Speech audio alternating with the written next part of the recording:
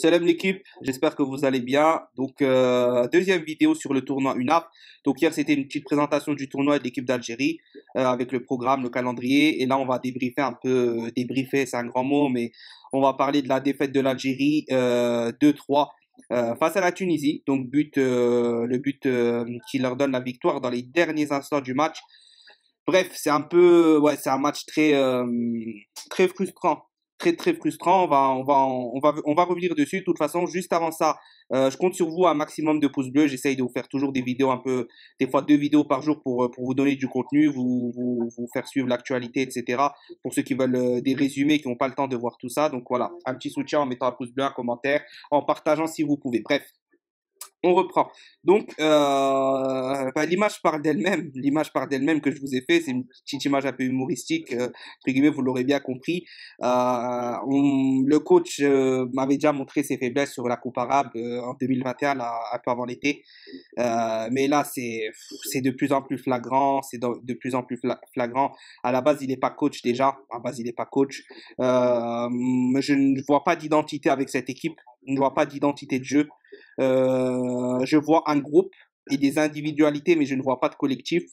On est arrivé en finale un peu par hasard, hein, je ne vais pas vous mentir, à la Coupe arabe derrière, j'ai vu tous les matchs. Ça s'est joué sur les individualités en fait des joueurs. Ça s'est joué sur les individualités des joueurs. On a une très grosse qualité de joueurs. Franchement, honnêtement, pour des U20, c'est de qualité. Sur le papier, et même intrinsèquement, si on prend joueur par joueur, on était largement au-dessus de la Tunisie. Mais largement, la Tunisie avait deux, trois bons joueurs, notamment le 6 qui m'a impressionné dans l'impact physique, etc., dans ses replis défensifs, dans son rôle de sentinelle, ou vraiment très bon.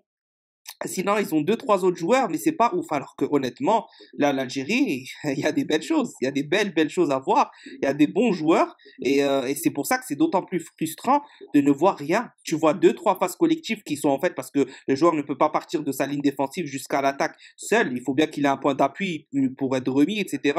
Ou voilà. Mais tu as l'impression que les joueurs jouent seuls, chacun pour soi.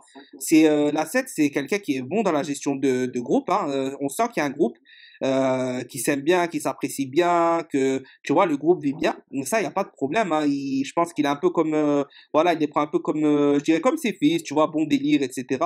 Mais en termes de jeu ou en termes de collectif, on comprend. Il change tout le temps. Déjà, à la Coupe arabe, c'était pareil. On comprend pas. Il y a un truc qui marche. Le prochain match, il te fait pareil. Il y a pas de stabilité. On comprend rien. Tactiquement, on comprend. En tout cas, moi, je comprends très peu de choses. C'est pas fluide. C'est pas clair. Les changements, bon, Boulbina, Titraoui les a fait rentrer 30 minutes avant la fin pour dynamiter tout ça. Alors il y a eu des phases de jeu intéressantes de leur part, des bonnes relances de Titraoui, d'impact physique, Boulbina toujours avec son côté un peu génie, quoi, un peu magicien, etc. Il a fait des choses, mais ça va pas jusqu'au bout parce qu'il n'y a pas cette tactique mise en place qui permet au bloc d'avancer de manière précise et de défendre de manière précise, quoi. Ouais, c'est très compliqué. Bref, c'était un petit résumé. Je vais pas trop rentrer dans les détails des joueurs et tout. Moi, pour l'instant, je pense que le coach est responsable de cette défaite parce que intrinsèquement, on a des joueurs de très grande qualité. Donc, je sais pas s'il va se remettre en question ou pas. Honnêtement, je pense pas. Je pense que à la fin de ce tournoi, il faudra changer de coach, à moins qu'il la gagne, qu'il nous fait gagner, parce que quand tu gagnes, même si t'es pas au top, tu donnes raison quand même à ta stratégie, hein. Des fois, ça peut être une stratégie de groupe qui t'a minimisé la tactique, ou je sais pas, tu vois. Mais on verra. Mais je pense que les résultats ne seront pas là, à mon avis, si on continue comme ça, à moins de vraiment une prise de conscience, peut-être faire rentrer le jeune Bouaoun en 10, peut-être changer le schéma tactique et passer à un 4-2-3-1 peut-être, et pas un 4-3-3. En tout cas, faut voir.